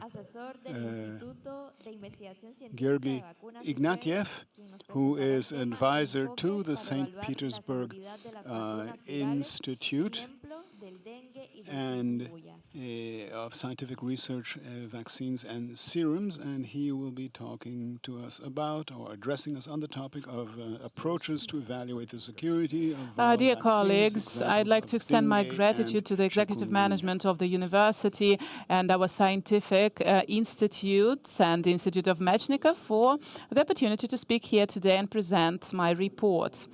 New approaches to the development of new vaccines and antivirus vaccines primarily. It is based on the new expertise and new knowledge about the life of viruses that we know. The methodology is changing, and we get a lot of new information. And it is also based on the change in technological approaches, and we get new advanced technologies as well. But the development of new vaccines, we need new methods of control and the improvement of those control methods. We have used some of them for old vaccines, but we have new data about the security of the vaccines, and it also changes the paradigm for both the doctor, who can be quite sure about the vaccine, and for the patient that actually gets the vaccine in question. And for antivirus vaccines,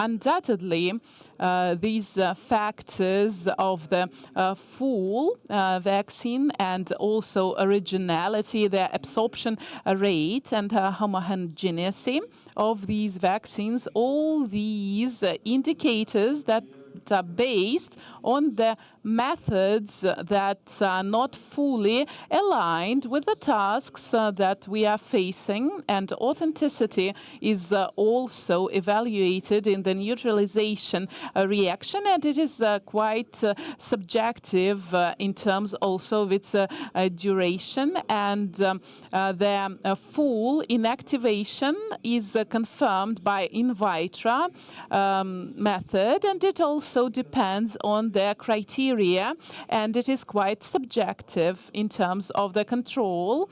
Also, it is important for all the antigen to be fully absorbed. That's why we are evaluating this factor, and immunogenicity is evaluated in terms of the protection, but it does not take into consideration the ADE syndrome, and it is very important to take that into consideration as well. So it is quite difficult to standardize all the methods and the ways to do that. And it will be more justified to use some standardized sets of methods. To demonstrate the capabilities for the development of chikungunya vaccine, we have taken as a prototype hepatitis A vaccine manufactured in the Russian Federation. The pathway of production includes several blocks: cultivation and virus purification by centrifuge method, inactivation, sorption, and obtaining of the ready-made form. For chikungunya vaccine, we have used the same pathway for production, but for control, we have used the ready-made kits,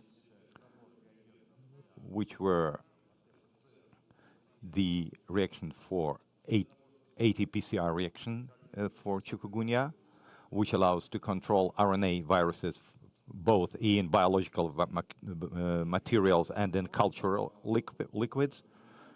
And this kit may be used for OT-PCR integrated method of reaction control. The second is for the detection of, for the quantitative detection of antigen, and the third one was for immunoglobulin IgG in this serum, in our case mice serum. So this is the pathway.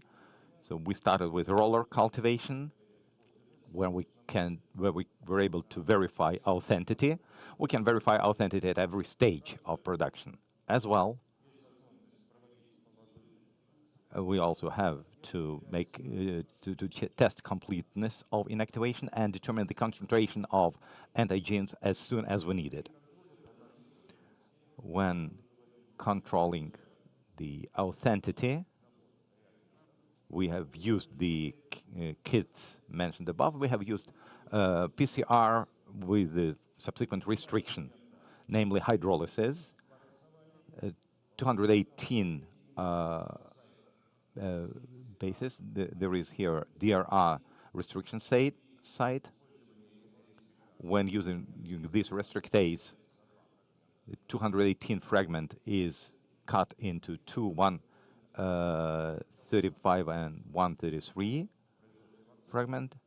So the strain completeness may be controlled at every stage of production, starting from, sorry, it doesn't work.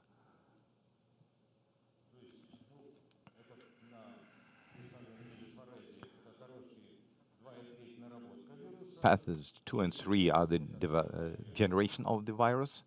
4 and 5, pre-inactivation stage.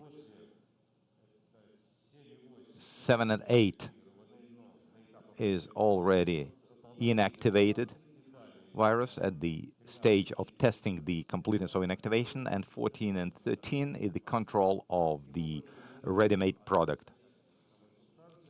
So regardless of the stage of the substance, we can control its authenticity at every stage of production. As for the completeness of inactivation, the traditional control is done in vitro, in the cells, 3 subsequent passages. In this case, and the criteria here is the absence of monolayer of cells. This is quite a subjective method. Therefore, we have integrated it with AT-PCR in real-time method. Therefore, as you can see here, the virus prior to inactivation had certain values for genome equivalent. After inactivation, the yellow can is inactivated virus, and the number of equivalents. So we have then run 3 passages in virus cells and tested the integrity of monolayer, and also we tested cultural liquid. So at each of these stages, genome equivalent is decreasing. That means there is no replication of the virus. Therefore, we confirm the completeness of inactivation by 2 layers. One is the absence of monolayer, in the integrity of monolayer, and the second one is the absence of PCR in the real time. Using the concentration determination kit, we have controlled inactivated antigen, which is 42 micrograms. After the sorption, we have controlled the completeness of the sorption,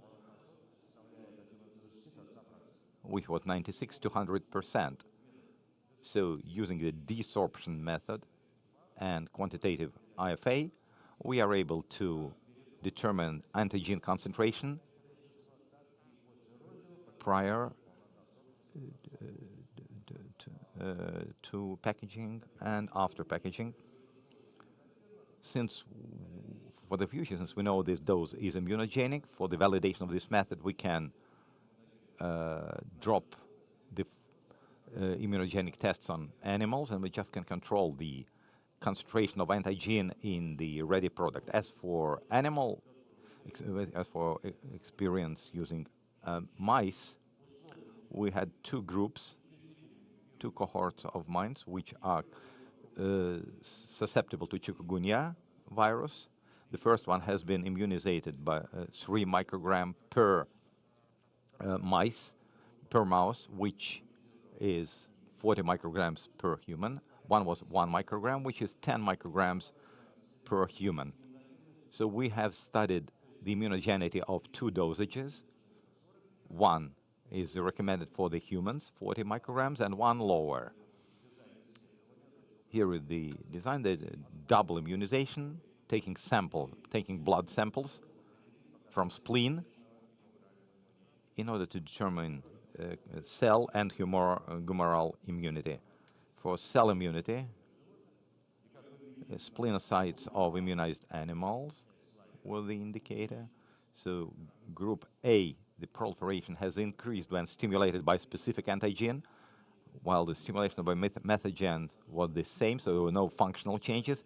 B group, they reacted to specific antigen in certain way, but it is definitely 10 micrograms is more immunogenic than 1 microgram. As for humoral immunity, we used IgG values when immunized by 10 micrograms, and the indices of both neutralization reaction and EFA reaction are higher than those than when we used 1 microgram. 1 microgram also produced immunity formation, both humoral and cell, not only in EFA but also in neutralization reaction. But then we have estimated AD effect at these dosages using 2 models. Vero cells, which have no Fc receptor, and cells which have this receptor. The serum obtained from A group mice which had been immunized by 10 micrograms dose, they caused neutralization of this serum, and not increased when we used the other type of cells. So, in contrast, B cohort of mice serum had certain immunoactivity, but they increased the replication of the virus. Therefore, we have certain additional criteria for the dosage of immunization. 40 micrograms good, 10 micrograms not so good. Not just because immunogenicity is lower, but because this immunogenicity turns into ADE. So when estimating the efficacy, quality, and safety of vaccines, we have to take into account the chances for ADE development. This brings to an end my presentation. If you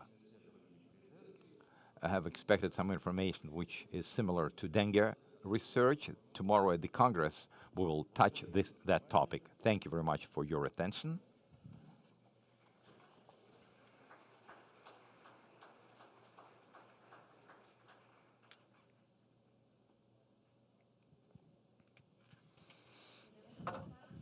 We have a little bit of time for questions and answers, if anybody wishes to do so. Well, then thank you very much, Mr. Ignatieff. We thank all of those who addressed us. It's been very interesting for all of our students, and we will now then proceed to watch a video aimed at our students to encourage them to study in Russia and go to the Menshikov Institute there.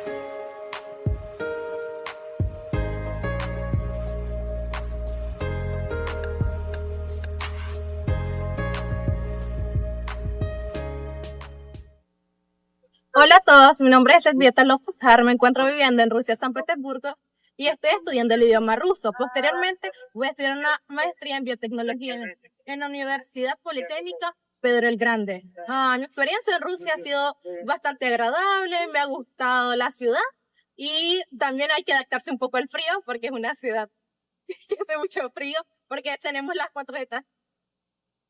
Hola, soy Byron y en el 2021 apliqué al proyecto Genica y obtuve una beca para estudiar una aspirantura en farmacia industrial y tecnología de obtención de medicamentos en la Universidad Estatal de Química Farmacéutica de San Petersburgo. Actualmente ya he cursado todos mis estudios, hice la predefensa y entregué mi tesis en forma física y estoy en proceso de defensa. Y la experiencia en Rusia ha sido muy buena para mí al estudiar mi aspirantura. Всем привет! Y ahora trabajo en el Instituto de Escuelas y Vacunas de esta ciudad de San Petersburgo.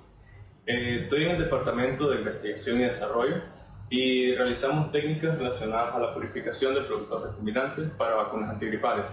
Y ahora vamos a hacer un gel o preparar uno de los reactivos necesarios para un gel de electroforesis de poliacrilamida. Acompáñenme.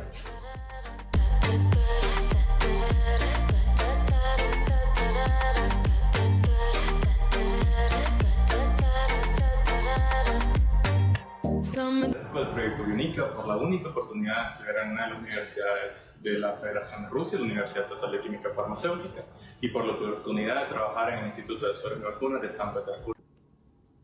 Hola, buenos días. Estoy en el Departamento de Farmacia Industrial y Tecnología de Obtención de Medicamentos. Me acompaña mi tutora, la profesora, doctora de Ciencias Farmacéuticas, Irina Fierenfranca-Jukova, quien les estará relatando un poco sobre lo que hago en la cátedra y cómo me he desempeñado a lo largo del proceso académico. Buenos días, Irina. Buenos días, Pérez. Soy directora científica del estudiante graduado Byron Alberto Pérez Guzmán. Pérez Guzmán tiene una inclinación innegable a la investigación. Y en general, elogio el trabajo de Pérez Guzmán en su tesis doctoral. Mucha suerte. Muchas gracias.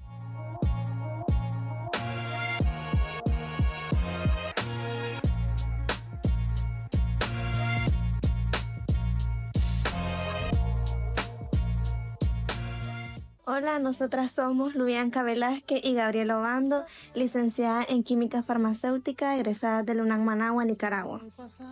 Actualmente vivimos en la ciudad de Ekaterimburgo, Rusia, cursando la preparatoria del idioma ruso en la Universidad Federal de los Urales. Nos encontramos actualmente en la улица Летия Уральского университета, lugar donde actualmente nosotros residimos desde hace 7 meses de nuestra llegada al país de Rusia. La preparatoria queda bastante cerca de nuestra residencia estudiantil. Durante los 5 días de la semana recibimos clases de especialización o introductoria a nuestra maestría, por ejemplo, química, matemática y lectura para textos científicos. Mediante el programa Bionica no solamente hemos ampliado nuestros conocimientos en el ámbito de la tecnología química, sino que también hemos conocido personas de diferentes nacionalidades y explorado sus culturas.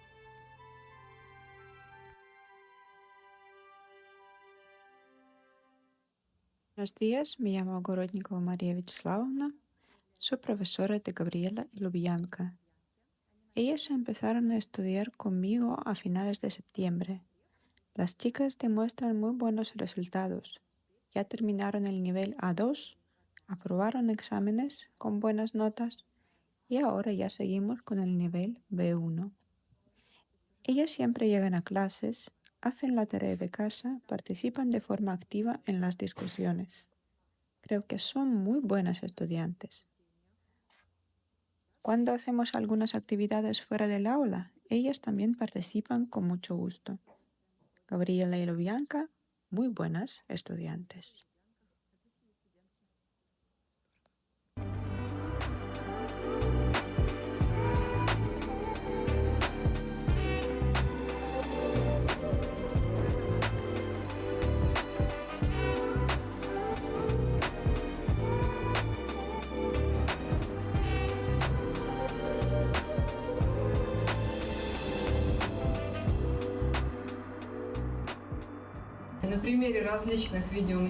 En el ejemplo de varios vídeos y películas reales, aprendemos el idioma ruso, escuchamos cómo suena el habla rusa y nos familiarizamos con las peculiaridades de la cultura rusa.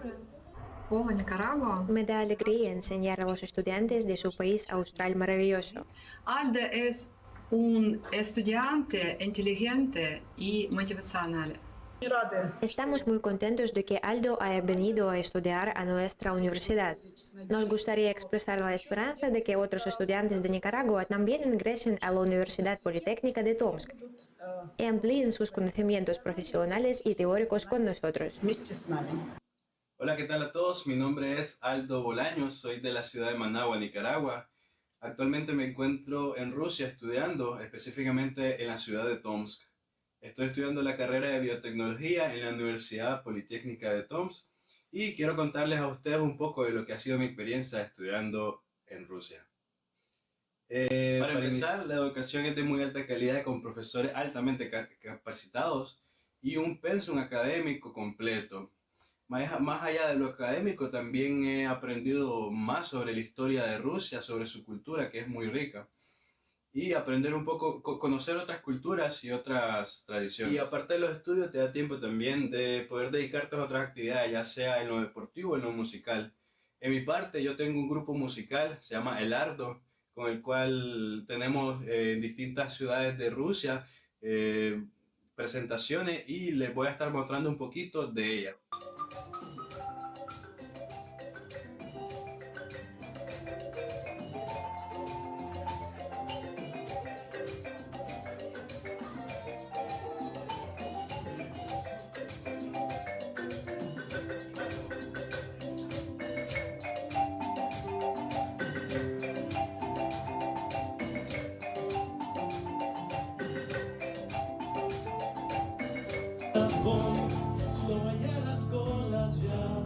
Ничего не вижу, сам себя я ненавижу вновь. Слез ниоткуда в кровь, я кусаю губы. Все, что мне сегодня надо, просто быть с тобою рядом.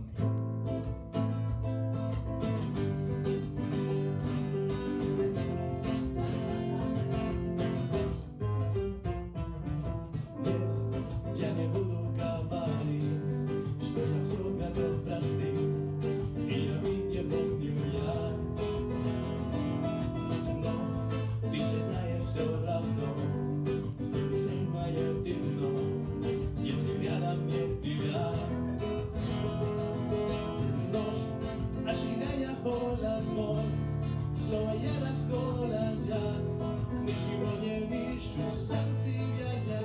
venido de Rusia ha cambiado totalmente mi vida.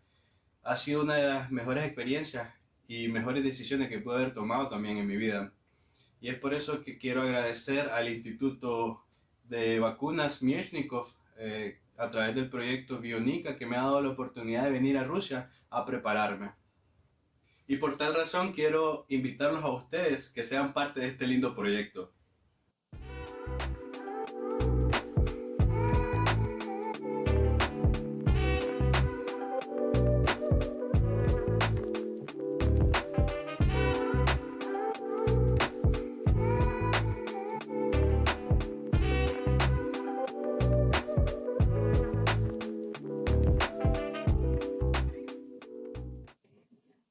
Hola, mi nombre es Wilfried Poveda, soy parte del proyecto Bionica. Actualmente estoy estudiante el primer año de la maestría Farmacia Industrial en la Universidad Amistad del Pueblo, Patricio Lumumba. Al venir a Rusia, una de mis mayores preocupaciones fue la educación en el idioma ruso. Sin embargo, durante este año y medio que estaba estudiando tanto PACFAT como la maestría, me he dado cuenta de que mis conocimientos se han ampliado en el campo de la industria farmacéutica, ya que acá hay una mayor tecnología y un mayor aprendizaje con respecto a nuestras ciencias. Hola, mi nombre es Adolfo Salvatierra, también soy parte del proyecto Bionica y actualmente estoy estudiando farmacia industrial, estoy en una maestría en la Universidad Rusa Amistad de los Pueblos, en Moscú. Uno de mis objetivos siempre fue especializarme. El participar en el proyecto Bionica y el venir a Rusia me ha dado la oportunidad de hacerlo. Durante el primer año cursé la preparatoria para aprender el idioma ruso, luego inicié a cursar la maestría. Tengo la expectativa de ampliar mis conocimientos en el campo de la farmacéutica. Y esta universidad pienso que tiene las herramientas para poder lograrlo. Hola, mi nombre es Samantha Úbeda y pertenezco al proyecto Bionica. Actualmente me encuentro estudiando el primer año de la maestría Farmacia Industrial en la Universidad Rusa Amistad de los Pueblos, Patricio Lumumba. 2024 fue una de las seleccionadas para participar en el proyecto Bionica. Dicho proyecto se basa en la selección de estudiantes para que puedan realizar estudios en el exterior, es decir, en este caso, Rusia. Recientemente estoy estudiando en la Universidad de la Amistad de los Pueblos, Rusia-Nicaragua. Dicha beca te proporciona la oportunidad de un crecimiento tanto profesional como personal. Recientemente estudié en la Universidad Amistad de los Pueblos, una universidad multicultural en la cual te relacionas con personas de diferentes países, el cual estás en torno a la cultura, gastronomía y diferentes lenguas de esto. Dentro de mis objetivos está poder adquirir mayor conocimiento y experiencia para luego poderlos aplicar en el campo profesional. Los invito a que vivan esta bonita experiencia. Todo esfuerzo un día tiene su recompensa. Rusia es un país muy activo. La vida en Moscú es muy interesante y siempre hay algo nuevo por aprender. Estudia en Rusia, trabaja en México.